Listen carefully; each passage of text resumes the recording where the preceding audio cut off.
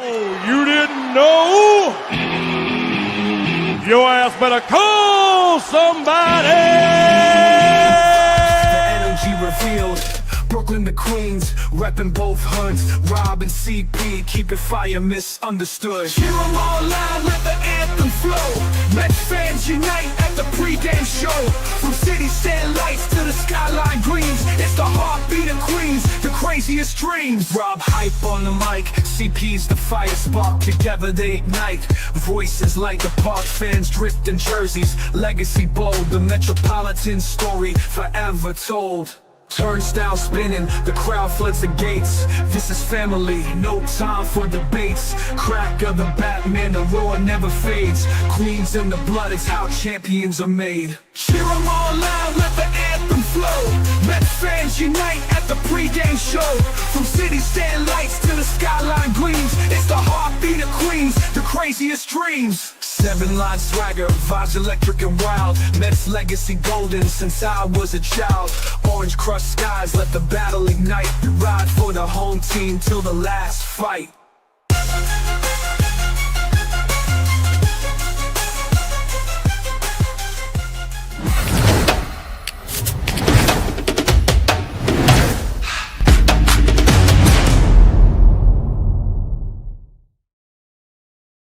What's up, Mets fans? Welcome back to the amazing Mets pregame show right here on the channel and on X. And my, oh my, what a game we had last night for our New York Mets. It started so good.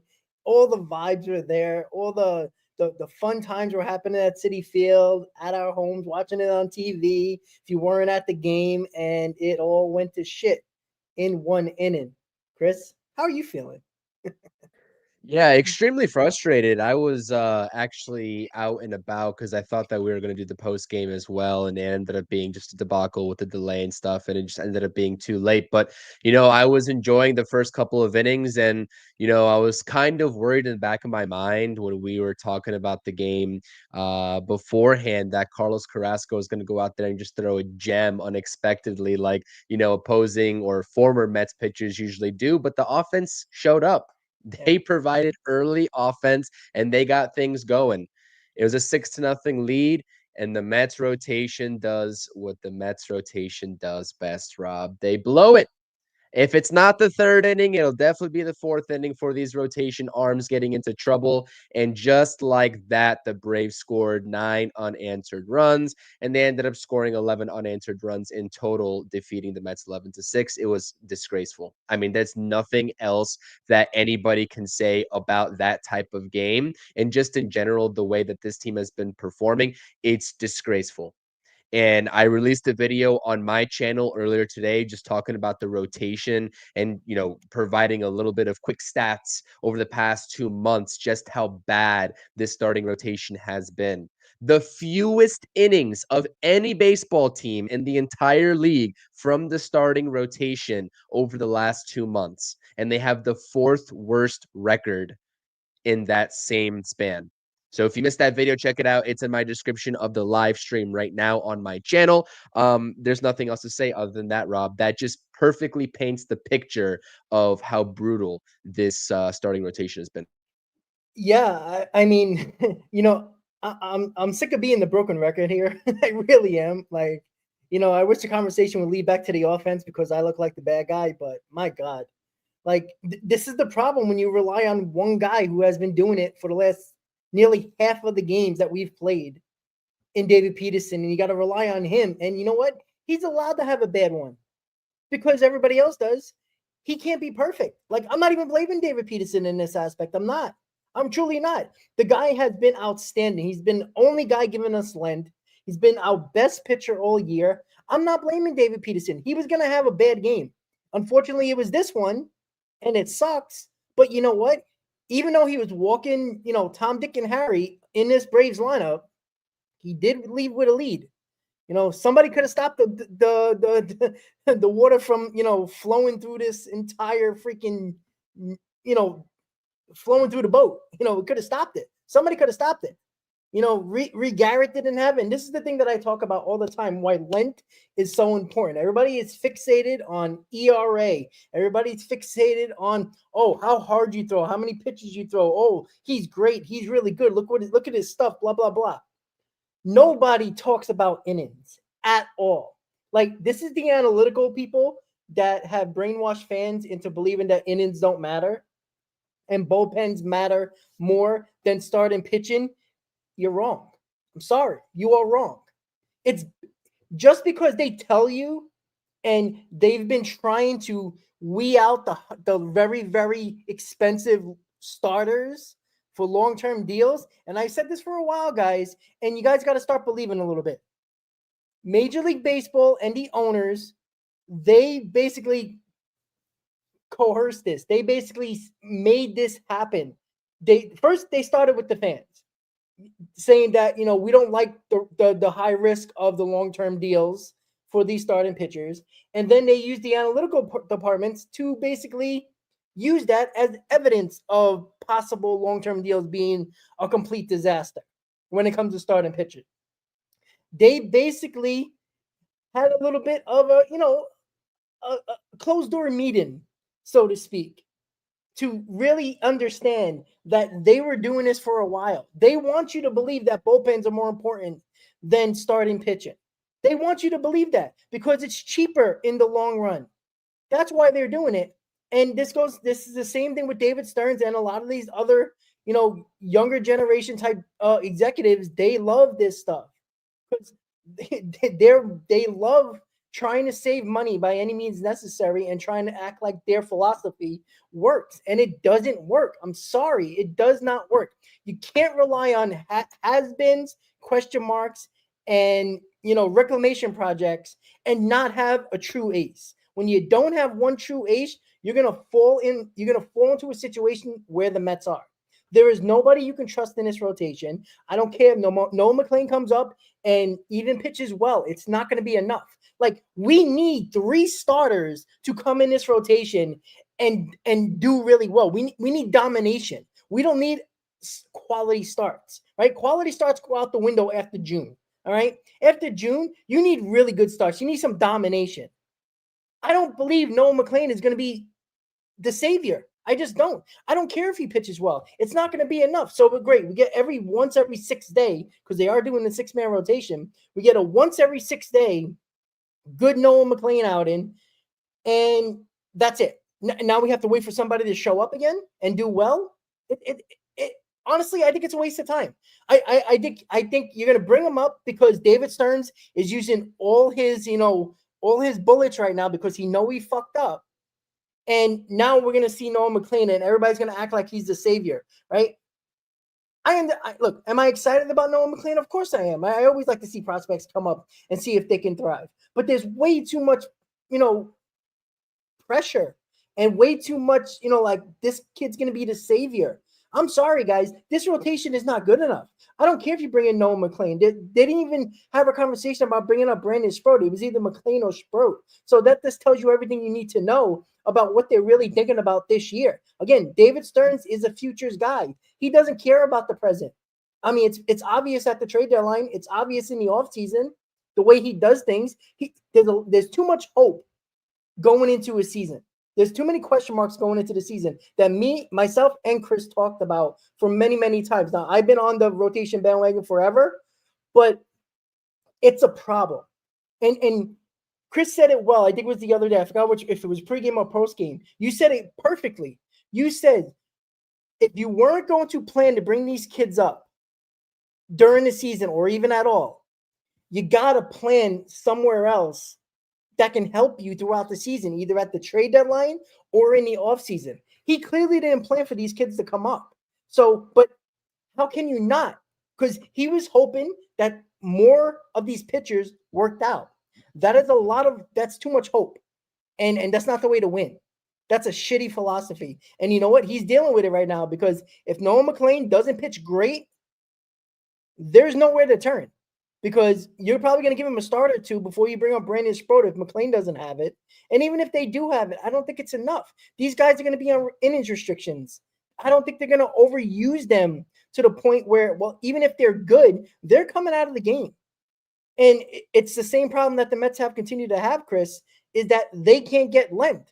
And I don't think they're going to let these kids go deep into games. I just don't. So I don't see having a guy throw 5 solid innings and then use our bullpen for 4 or 5 guys. Like, that's not going to be successful. We already seen it has been successful. Even when guys go 4 or 5 innings, it's not enough. You needed starting pitching in here. You know what? I would have took 2 bullpen arms out of our bullpen and give me a starting pitcher if you wanted to use those prospects to get a starting pitcher, because it's ridiculous, Chris. It really is. Yeah, I don't. There's minimal options left, and outside of just hoping that these starters figure it out. And we always say that hope is not a strategy, and that seems to be what it is right now, right? I mean, there's nothing else that you can possibly do except for call the prospects up. There's plenty of baseball left, and I think that we both understand that. So it's not out of the realm of possibility that these pitchers do figure it out, right? But it's pretty much everybody at this point. Peterson had what I believe is an outlier type of start, Sure. yesterday. But you take a look at Kodai Senga, who's going on the mound today for the New York Mets. Since June, since early June, that was his last start in which he went 6+ innings. Same thing with Clay Holmes. You know what I mean? Let's not pretend like Sean Manaea is out there and is producing greatly right now. It's still taking him a long time to sort of ramp up, and he seems to be fizzling out in the 4th or 5th inning. So it's top to bottom, and it's not just a new problem. The Mets have been dealing with this for an extended period of time. So hoping that they snap out of it it's just that. It's just hope. So the only thing they can do is what they did already, calling up McLean to start on Saturday and for the rest of the season, and also calling up Brandon Sproat, because at this rate, there's nothing else that you can do minus call up Brandon Sproat, because they need to. They need to. You know what I mean? He should be up. He should be pitching on the weekend. He should be with Mo McLean. Agreed. Agreed. There should be no reason why he's not pitching on Sunday. There's no reason why. We don't want, and this front office didn't want these kids to come up and be the quote unquote saviors, but that's the position that they decided to put this team in, unfortunately. So now they have to come up here and be that if this team wants to make the playoffs, because now we're talking about a situation where the Cincinnati Reds are right there, 1 game back of that final NL wild card spot, while the Mets drop further away from the Padres, the Cubs, and inevitably, or actually now it's the Dodgers, because the Padres actually overtook them for the NL West lead, and also the Phillies in the division. Yesterday would have been a great day to secure a victory. Phillies lost; they got creamed by the Reds, and you could have moved it to 4 games, but coulda, woulda, shoulda, whatever you want to say. Today's a must-win game. This is a must-win series. Not because, again, and I said this in my video, a lot of repeating here, because I'm super frustrated with this production on the field. Super frustrated. Everybody should be frustrated. This is unacceptable. But, not that a single win tonight is going to drastically change the outcome of the standings. You know what I mean? It's going to help, but it's not going to drastically make the Mets, a game or half a game back of the Phillies. We all know that. But hopefully that can just sort of snowball this team into playing better baseball. I was hoping that's what game 1 would have done for the Mets, and the offense seems to have figured it out. So when you take a look at the offensive production that we might get today, I have full confidence at this point, even though I need to see more consistency from them over the next stretch of games. I think the Mets are going to come out swinging, and they're going to put up runs against Bryce Elder, I would hope. But what is Kodai Senga going to do? This game starts and is probably going to end with Kodai Senga, and if he's able to go 6 innings of competitive baseball. Because if he's not, we're going to see, and we're going to be in a world of hurt. Yesterday, Reed Garrett needed to come into the game in the 4th inning, which is absolutely ridiculous, and he had nothing. He had no answers. You know what I mean? And that's just the continued usage of all of these bullpen arms. It's repetitive. And I'm sure they're tired of what they're seeing from the starters on an everyday basis as well. So the formula is simple. The answer is simple. The Mets will make the playoffs if their starters get their heads out of their asses, and they won't if they don't. That's really the bottom line for the rest of the games moving forward this season, just over 40 games. Yeah, it's absolutely ridiculous. I just don't understand a lot of it. That's why I said there was never a plan. The plan is not good. It's just not. Like, why is somebody afraid? Why isn't Steve Cohen, like, we've all watched baseball, all right? Even when you try to put a good bullpen together, you still got to have a good starting rotation.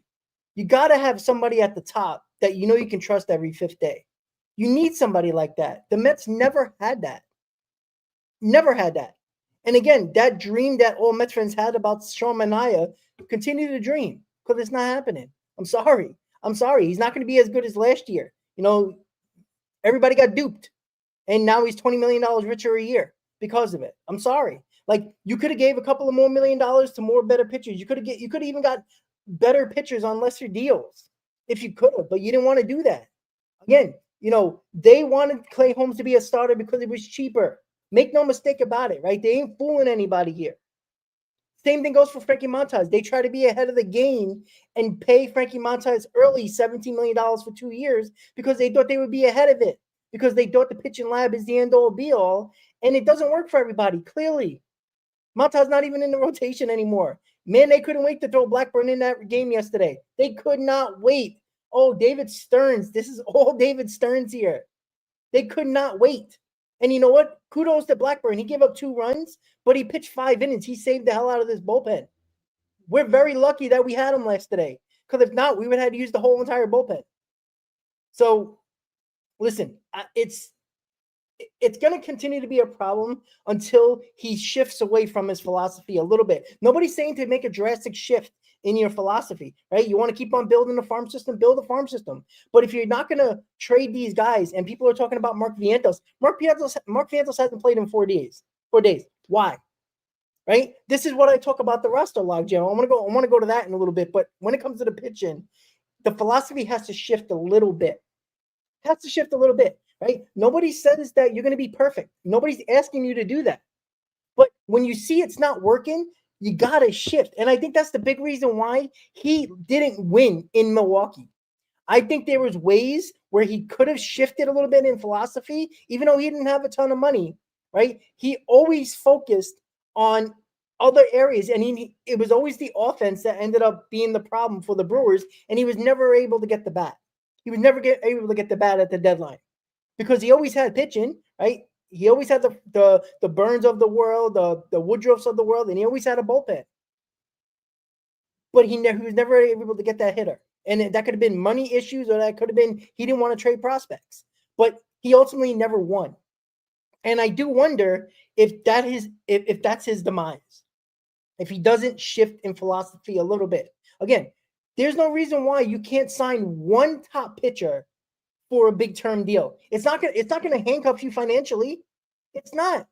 There's a lot of money coming off the books. And if you want to go these 1 year deals in the bullpen, I'm okay with that. I don't think that's an issue. I wouldn't want to give long-term deals, or even, a 3-year deal, 2-year deal to a lot of these bullpen arms, because it's an every year thing with these bullpen arms, no matter the name, right? 1 year they could be great, the next year they'd be bad. So I understand giving 1 year deals to a lot of the bullpen arms, but you can't also do it in the rotation. Again, when you go to cheap route, who takes cheap contracts? Who takes short-term deals in rotation as starting pitchers? The ones that are not very good. The ones that either had bad seasons or haven't been good in a few years. Those are the ones that take the short-term deals and less money. That's what you're getting here. You're hoping for some guys to pitch better than what they have been for the last couple of years. And that's the problem. And he failed in every aspect. He failed in a Manaea contract. He failed in a Montes contract. He failed in a Clay Holmes contract. Now, if Clay Holmes was your 5th starter, nobody would give a shit. But because the way the rotation is set up, Holmes is more important than he should be. And Montes, who pitched how many starts since coming back? 5, maybe 6, and he's already in the bullpen, and that's it. So, we're working with nothing here.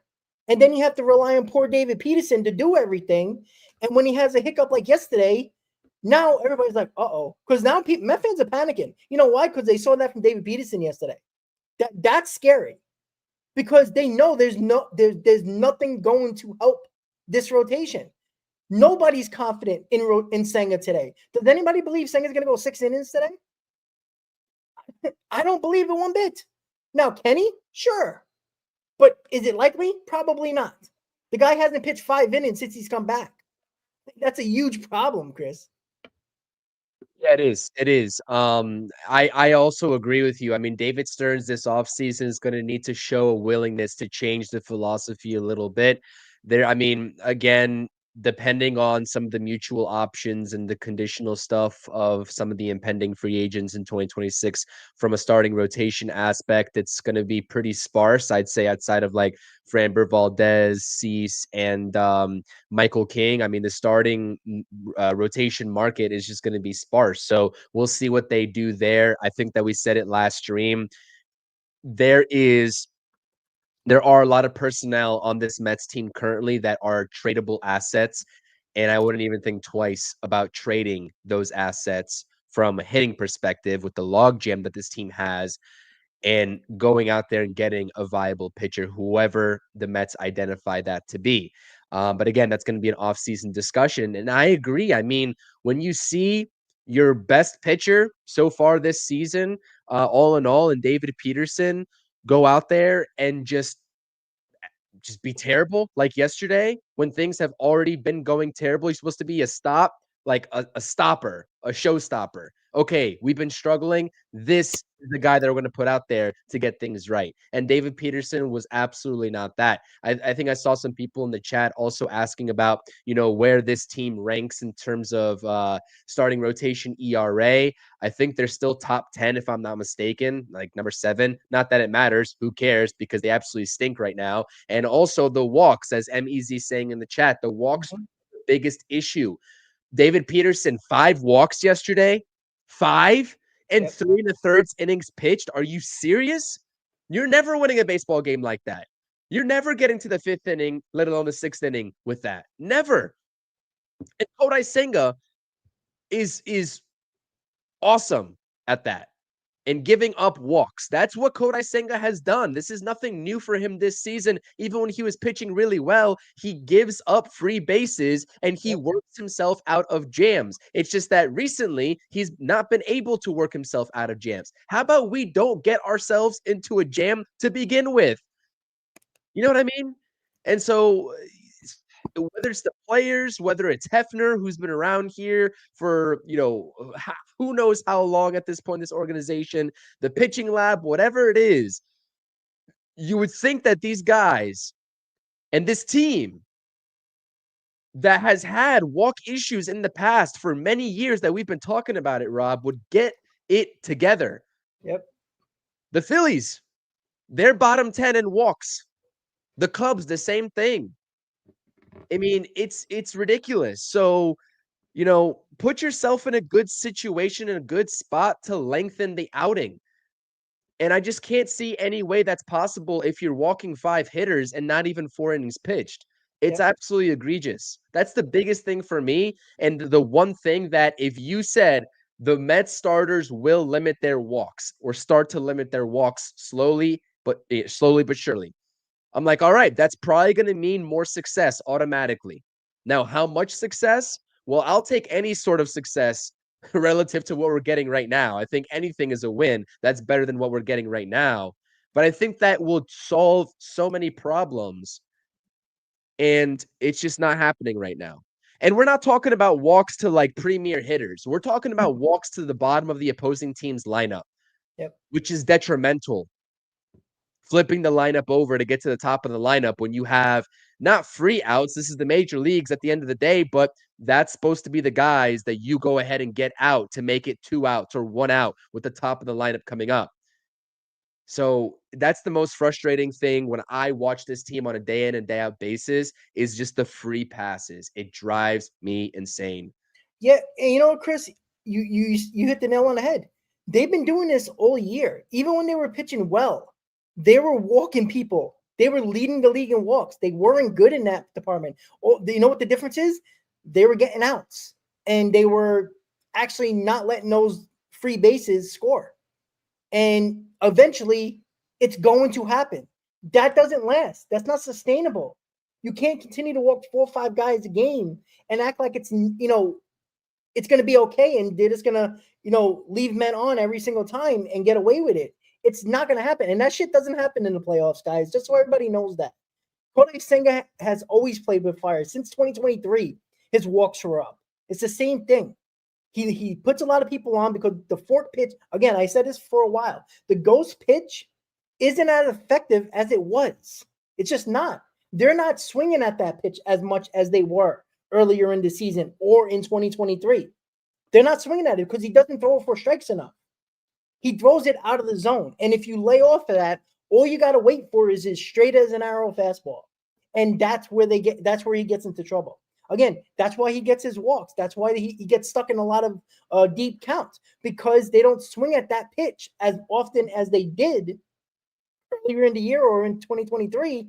And now his pitch count goes up because they're not swinging at that. He's always finding himself in 3-2 counts. And a lot of the time he's walking those guys. And eventually it's going to break. And you give up the hit, you give up a couple of hits. Well, you know what? Now it's a 4-0 lead, and you're not even in the third inning yet. Like, he needs to put guys away. There's been enough times where he's had guys 0-2 and allows it to get to 3-2 because he keeps on throwing garbage all the way outside the zone. And I understand throwing that on an 0-2 pitch and you want to see if he can go fishing, but don't keep on doing it 1-2, 2-2, 3-2. It's like, it don't make no sense. You got to start challenging these guys. And I think Senga isn't good enough to challenge these guys. I don't think his fastball is surprising anybody anymore because they're looking for the fastball now. Right? They used to fish. Opposing hitters are hitting 300 on his fastball. That's ridiculous because they're not swinging at that ghost fork pitch. That's the problem. That's not. I mean, why would you swing at it? You know it's not going to be in the strike zone. If you're a hitter, why would you swing on it? This is the adjustment that we always talk about, Chris. It goes with the pitchers and our hitters. You got to make the adjustment. The league has adjusted to Kodai Senga. Senga needs to adjust. I don't know how he's going to do it because he's not comfortable throwing that pitch for a strike. Maybe he has to throw more curveballs. I don't know. Maybe more changeups. I don't know. But he has to change it up. But you know what? He can barely get on the mound as it is. He needs 14 days just to get on the mound to pitch a game, and not even that well. So I don't know if he's going to adjust because I haven't seen him do it. And I think he pitches one way and hopes for the best, to be quite honest with you. Just to back up what you're saying about Kodai Senga, I mean, I know the overall ERA it's gone up steadily over his past, 2 months worth of starts, and that's for damn sure because he's up at 2.3 now, where he was at like 1.59 before. But let's just take a look at the progression. 2024 is an outlier year. I mean, we didn't see much of Kodai Senga at all. So we're basically talking about 2 seasons, 2023 versus 2025 so far. Overall strikeout percentage was at 29.1% in 2023. Right now, it's only at 22.5. And when you have that good of a pitch that's supposed to get a lot of swing and miss with the fork ball, right, the ghost fork, 22.5% right around league average is not going to cut it with the type of pitcher that Kodai Senga is. He needs to rely more on the strikeout. Let's take a look at that fork ball that you were saying, because in 2023, the put away percentage for that pitch for Senga was 28.2%.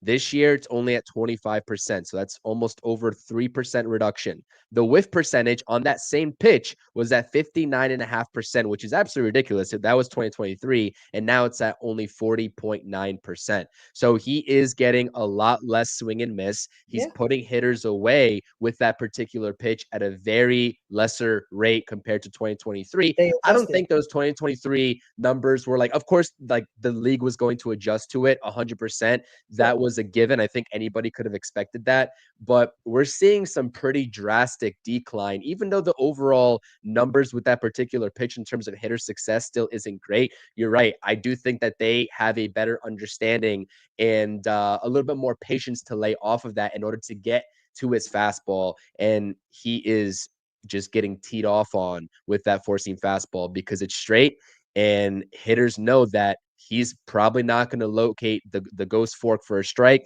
wait for the fastball, and do most of the damage there. And that's where he's gotten into the most of his troubles. Yeah. It just seems like that. And I didn't even need the stats to see that. Like, it was just obvious, especially this year.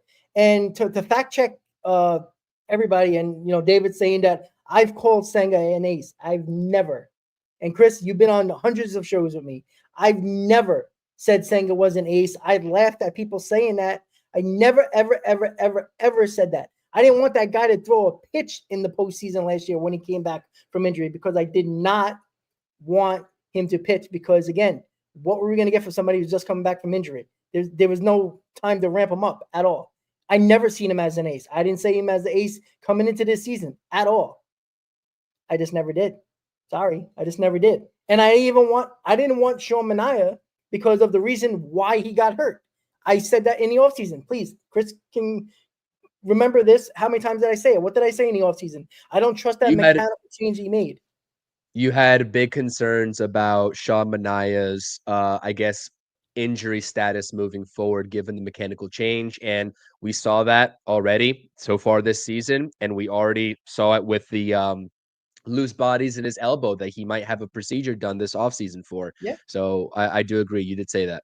Yeah. And that's the, like I said, I wasn't mad about signing Manaea. I thought it would be a good move, but I wanted Manaea plus something better. That would have made more sense. Manaea being the savior of this rotation isn't smart. It's just not good business. And for somebody like David Stearns, who focuses in on economically good business, it wasn't good business because that's $20 million that we haven't seen pitch a lot this year. And he hasn't performed like he did last year. And I know it's, he had to come back and start, building up his strength again. But again, how many times are you going to wait for him to build up his strength? He can't get into the fifth inning. He can't finish the fifth inning. He's throwing 75, 80 pitches, and they have to take him out because he's getting rocked. It just doesn't work. You can't do that. Like that's the problem when people get excited. Look, he wasn't coming back in May here.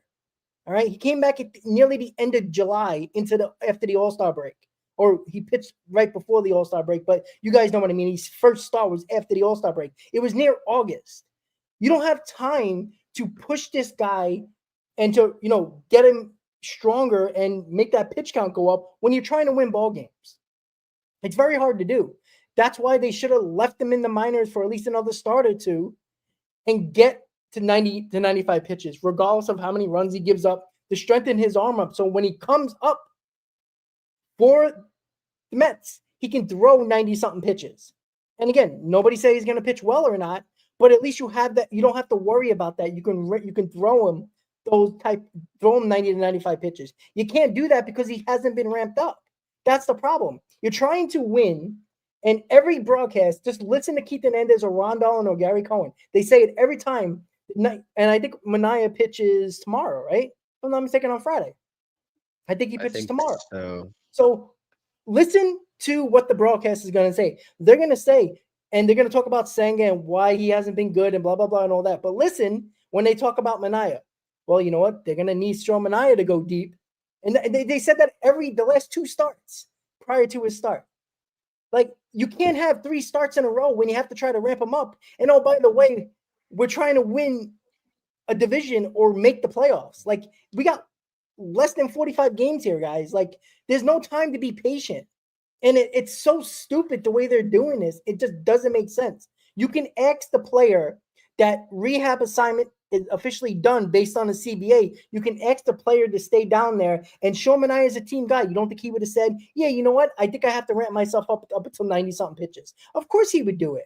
But the Mets didn't want it because they probably knew, in my opinion, that they weren't going to go out and get a starting pitcher at the deadline. So, hey, let's get him back before the All-Star break so it gets people excited so people can get brainwashed as David Stearns and his propaganda that he loves to spill out there, and do it before the deadline so people can shut up about the rotation. Well, I'm not going to shut up about the rotation because I felt confident in it, everything I said about that, and unfortunately it has come to fruition, and it's so annoying because I want to be wrong. I really, really, really, really do. I would love to say I'm wrong, but I just don't see it. I just don't see it, Chris. I'm sorry. Again, in the off season, I was questioning a little bit of what the actual strategy was. I mean, I didn't really like the Montas signing. Hanning, I was kind of questioning what that was all about too, although he had a hell of a start to a season before the actual injury started to fizzle out, and then he got injured with the Achilles. But for me, it was, okay, wait to see what happens in the first half, but don't double down on not addressing a need if it becomes a need. And the starting rotation gave, right, even before the season started in spring training, all the signs to David Stern saying, hey, prepare for the inevitable of going out and getting a starter or preparing these guys in the farm system to come up earlier than expected. Of course, they waited up until this point to make the move for McLean. And if it were up to me, again, I don't care about the service time at this point. We could talk about They that do. when the time comes for it, but they do clearly, and that's what it's all about. And they waited, and now they are paying the price because of it. We're all paying the price because this is it's ridiculous. It's to watch these starters do what they have done. It's almost like insult to injury, knowing that, okay, you built the rotation this way in the offseason. You doubled down on that decision by not trading for anybody at the deadline. And then also the third thing on top of that, which is the icing on the cake, is that you also were very hesitant to pull the trigger on moving these kids up until that service time manipulation date hit. It's like the perfect trifecta of pissing all of us off, right? And that's exactly what happened. So, I don't know. At this point, I know hope is not a strategy, but basically the Mets are hoping that this pitching can turn things around. That's what it is, man. And the offense, it's a shame because this offense is finally figuring it out. You know what I mean? They're putting up the necessary runs to accumulate wins, at least in the past 4 to 5 games, and the pitching is not holding up its end of the bargain. And it was complete 180 earlier this season, right? Where the offense wasn't pulling its weight, but the Mets were still winning games because the pitching was so good. And it's just 180 right now. But yeah, I mean, listen, David says they are not hoping. There's nothing they can do but hope. Of course they're hoping. There's no answer. The only other answer that they have in their back pocket is Brandon Sproat. That's the only thing. And when you are calling up prospects this late because your team is struggling, I'm sorry, but that's hoping. That's hoping that they come up here and contribute in a major way, because they are still unproven at the end of the day. As exciting as it is to see them, and it will be to see them, that's hope. So, none of this team has clicked. None of this team has clicked I together. agree with that. But again, this is David Stearns putting a roster construction together, right? Why are we blaming David Stearns for that? Right? It's the same thing. You know what? When you give a lot of 1-year deals and you give a lot of, new guys in here because you don't want to give anybody long-term deals, and you got to basically, very different rotation than you had last year. It's a lot of new guys. And you can add Soto to that mix as well. But, all the new guys are from the bullpen and from the rotation. It's a lot of the new guys are from there, right? For the most part, the lineup and the benches are mostly the same guys. What's the change there? It's Juan Soto who's part of this lineup now long-term and who's much different than what we had earlier. And it's mostly the bullpen guys and the rotation that are different. So, it continues to be the problem, is that you knew going into this that there could be a major problem with this rotation. Because everything had to go right. Let's make no mistake about it. David Peterson and another pitcher, let's say if it was Mania, but again, we had to wait until Mania until almost the end of July. So let's not even bring up Mania. It was Kodai Senga's responsibility to be 1-2 with David Peterson. He's failed. And don't give me that nonsense that he got hurt. He always gets hurt. That's the problem with him now. He always gets hurt. So, being available is also important. That's part of your job, right? How you pull a hammy by just stretching when all you do is stretch when you're not pitching? That's all they do. How do you pull an hamstring just by covering first base? Like, come on. Like, he made a stretch and he pulled a hamstring and he was out a month. And then we know how that goes with Kodai Senga when he goes out for injury, right? He has to wait. Oh, let's not put him back yet. We have to make sure he's fine, make sure he's comfortable. And, there's no urgency with Kodai Senga at all.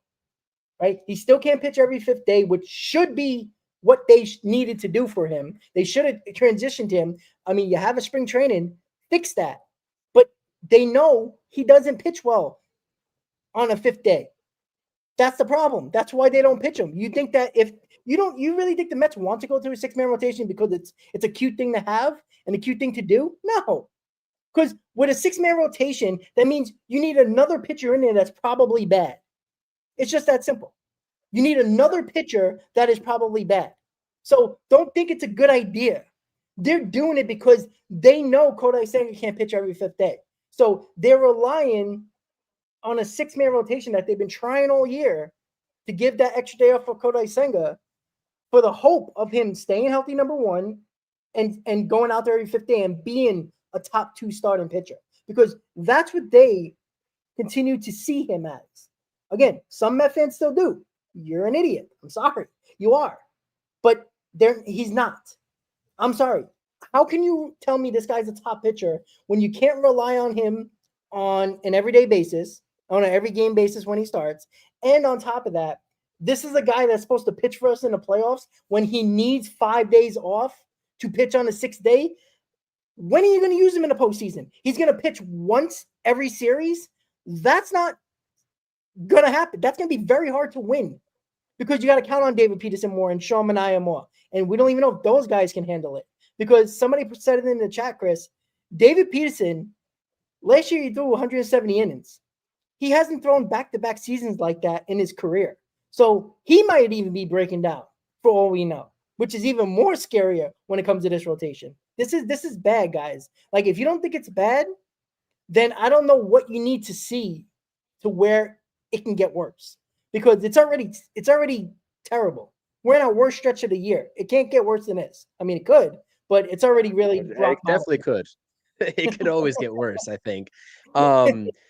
What I'll say is, first of all, I see Mets Flicks here in the chat saying David Stearns' job it might be on the line. I don't think so. I don't think he's going anywhere. And I just don't think that's the case. I don't think it's smart to do that now. I really don't think so. Like, it's not. I mean, it's not. Sustainability. As much as I don't like David Stearns, you need You need stability at the top. You need stability at the manager, right? You can't keep on changing them every 2 years. There's no stability there.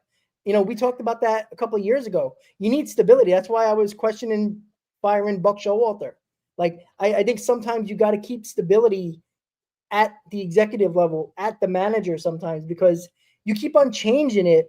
All you're keeping is the same players. At some point, you got to start blaming the players. And yeah, I think the stability matters.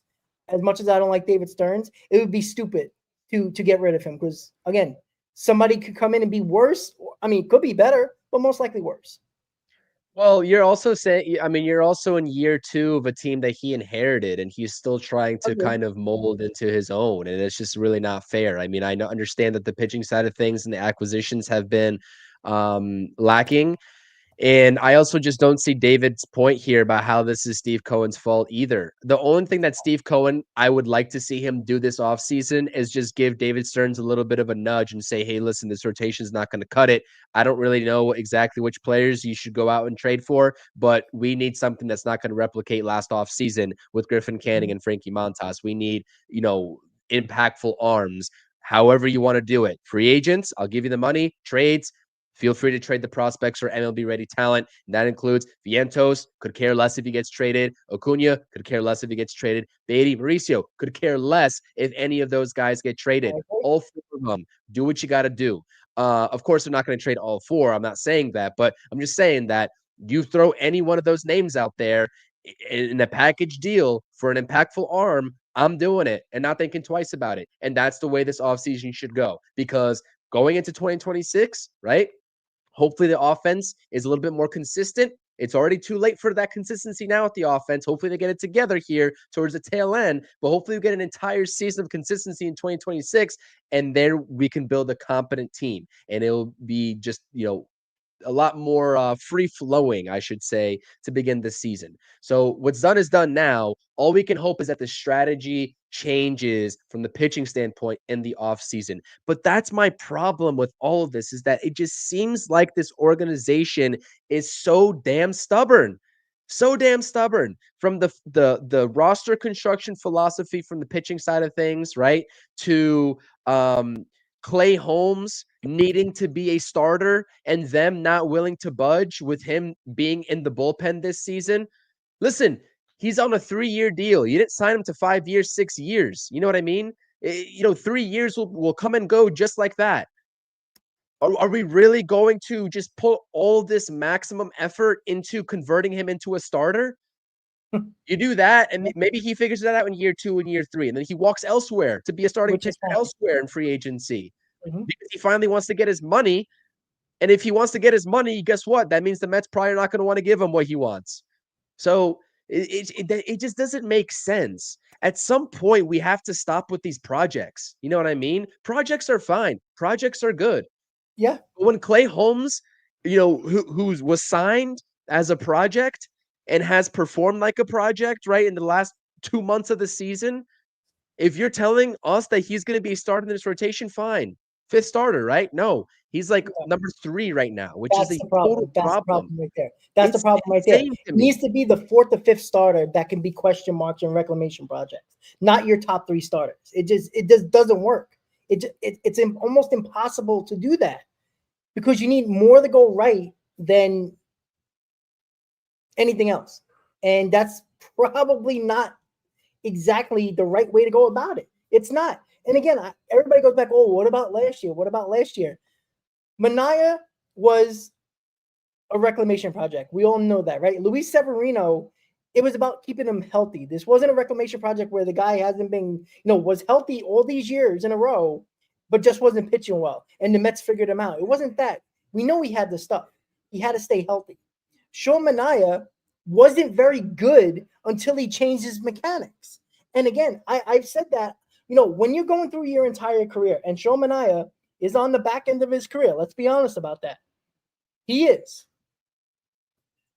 When you go throughout your whole entire career pitching one way, and your body's so accustomed to it, and you drastically make a mechanical change of throwing more 3/4 and changing up your tire mechanics, that is going to mess with your body. It is.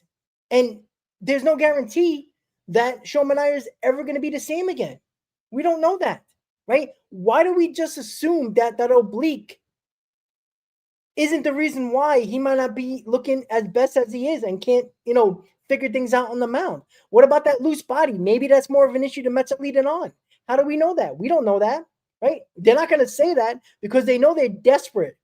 And they rather blow Manaea's arm out this season than worry about it now. They'll worry about it in the offseason. I swear to God, I truly believe this. We're going to hear about a major surgery for Sean Manaea after this season, and not just the loose bodies. And I don't want to put that into existence, but I don't like to lie to you guys. I feel that way 110%. And that's frustrating because that's the same reason why short-term deals and long-term deals when it comes to risk of players getting hurt is the same nonsense. It affects you that year, right? Who would you want back in an injury-plagued season? Do you want Manaea coming back or do you want Corbin Burns? You want Manaea coming back or you want another pitcher that got hurt that's better? The better pitcher comes back just like the guy who is mediocre or average at best. They're going to come back. But I'll have more confidence in the better pitcher coming back than the mediocre pitcher because that pitcher was already mediocre when he was healthy. What do you think is going to happen after the injury? He's going to get better all of a sudden? No. I'd rather go with the better pitcher every day of the week. And you know what Stearns is going to do? Chris, we know this. He's going to go into the season saying, well, we got McLean, we got Sproat, we got Tom. We're going to give them opportunities to win a job in this rotation. And that's going to be the talk of the offseason. And if this team loses because of this rotation, everybody's going to be talking about Valdez in the offseason. Everybody's going to be talking about Cease and King. They're going to start talking about that. You know why? Because they're proven talent. That's why. They're proving guys that are better than everybody we have in our rotation now. And at the moment, they're better than these kids at the moment. And that's not fair to the kids, but it's true. And that's going to be the rhetoric that we're going to get from David Stearns about the kids. So they're all 30 plus years old, so that means that the Mets aren't going after them. Correct. That's why he's going to bring up the kids like it's his life raft. That's exactly what it is. And that's an issue. That is a huge issue. And I don't know, man. Like, I don't have no faith in this rotation at all. So, like, I don't even know how we're going to get through the rest of the season, let alone get into the playoffs. Getting into the playoffs, man, I mean, find me a god in any religion and I'll pray to it. I promise you. I go anywhere. I don't care, right? I don't care what the religion is. I go there and pray because this rotation needs a lot of prayer. Hope's out of the question. They need prayers. And maybe David Stern's in Japan and doing some Buddhist something or wherever the hell he is in Asia. Do that because he needs to start praying because the hope shit doesn't work. So, Chris, the lineup tonight. Mauricio DHing. Terens is catching. Obviously, Alvarez can't catch every day, so we all know that, right? Viento's sitting once again. Again, I'm glad we didn't trade him so we can keep that bench warm. Acuna's keeping the minor league bench warm as well. So I'm glad we didn't trade those guys. Those are two guys that could have went with Luis Robert, by the way, but let me digress. So yeah, what do you think of this lineup? They scored 13 runs and then they scored 6 runs. So 19 runs in 2 games. Should have been enough to win both of those games, and they won one. They obviously lost another. What do you expect from this lineup? And any thoughts about Kodai Senga? I think that this lineup's going to show up. I mean, I don't think Bryce Elder is the guy that's supposed to be, going out there and being shut down. I don't know what kind of season he's having, but I can't imagine it's like a great one if I'm not mistaken. I mean, this Braves team is decimated, but somehow, some way, Mr. Michael Harris always finds a way to kill this team, no matter how bad the season, no matter what's going on with the Braves. Expect Michael Harris to do some crazy stuff against the Mets because that's just the guy that has inherited before it was Chipper Jones, now it's Michael Harris is always a thorn in the Mets sides. It's absolutely insane how that works out. And every team has their own Met killer, by the way. So I don't know, man. I mean, this Braves offense, I said it, before game 1 of this series, like they don't impress me. But when you have a rotation that's doing what they're doing, of course, any lineup's going to be able to have success against this rotation. I don't have any worries about this lineup, though. I think that they're going to come around. I think they'll score runs. I think they'll give Kodai Senga some sort of lead, just like they did for David Peterson yesterday against Carlos Carrasco. It's really ultimately up to Kodai Senga if the Mets are going to win this game. Yep. If he goes out there, I don't even I'm done even hoping for 6 innings. You give me 5 innings of competitive baseball. Like, that's what we've gotten to at this point, Rob. We've gotten to no longer screaming, right, for 6 innings. We just want 5. Give us 5 clean innings. And like, it's sad that we can't even expect 6 and we're asking for 5. It's sad, but that's what it's come to. Mullins is having a really good time as a New York Met right now. I've been really impressed with him. McNeil seems to be, swinging the bat really well. Pete Alonso, I mean, there's nothing else to say about Pete Alonso and the type of month that he's having here in the first half of August. He's been absolutely fantastic. Juan Soto, was that his 29th or 30th home run of the season last night? I think it was 29. I think it was 29. High 20s, whatever it is. He's going to be 30 plus again.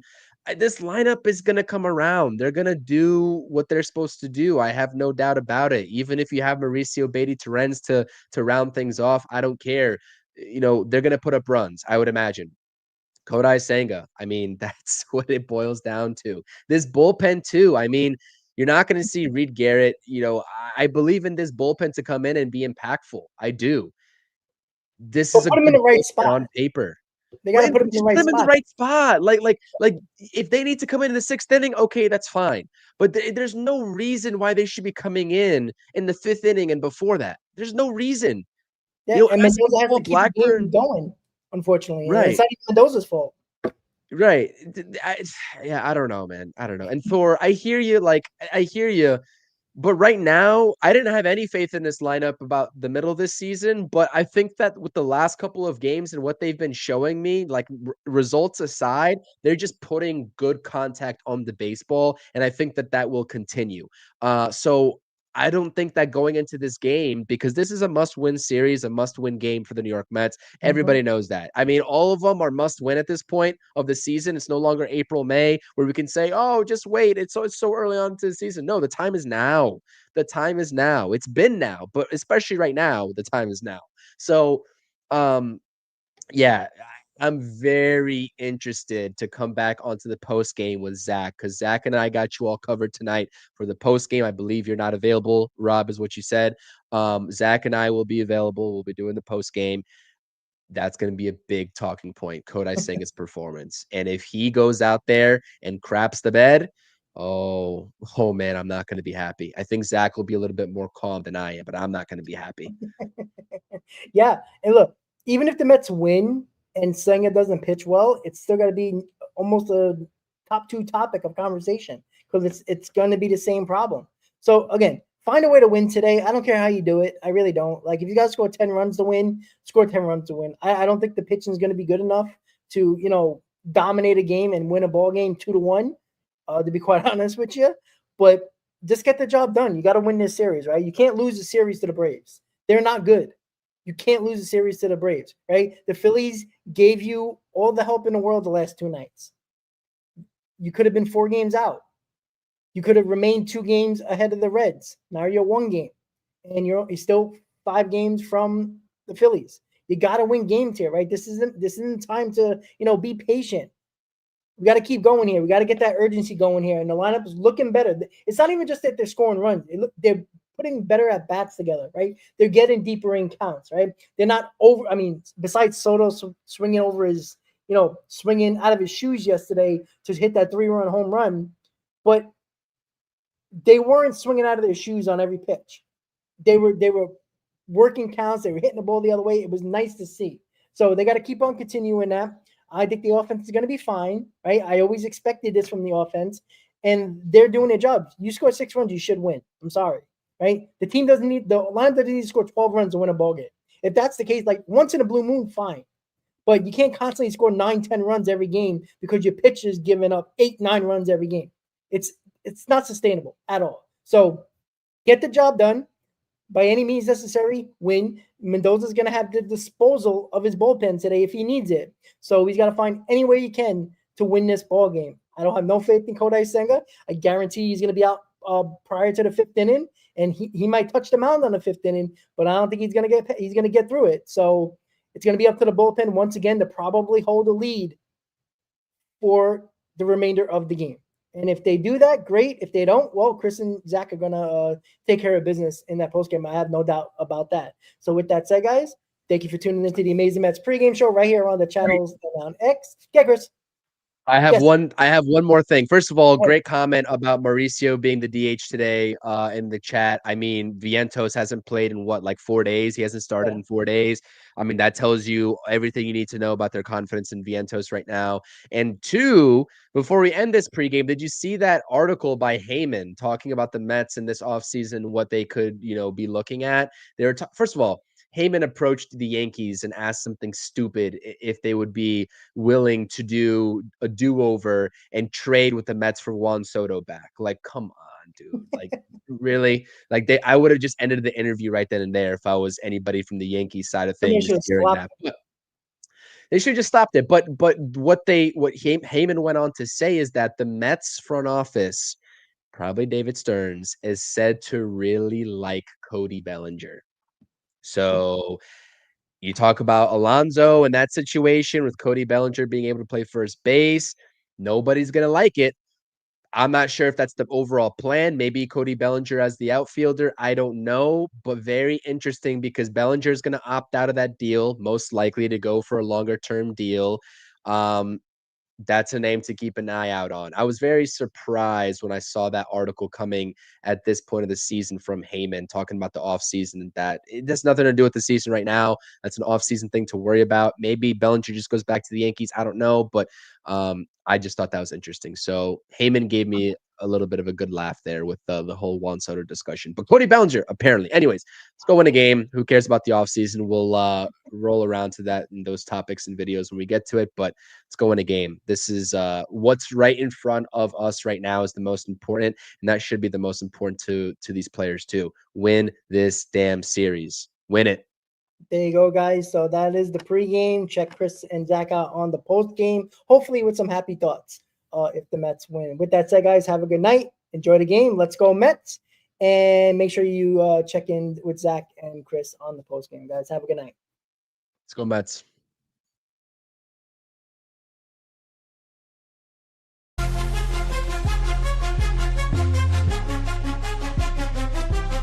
Seven train rumble, headed to the field. Orange and blue vibes, the energy revealed.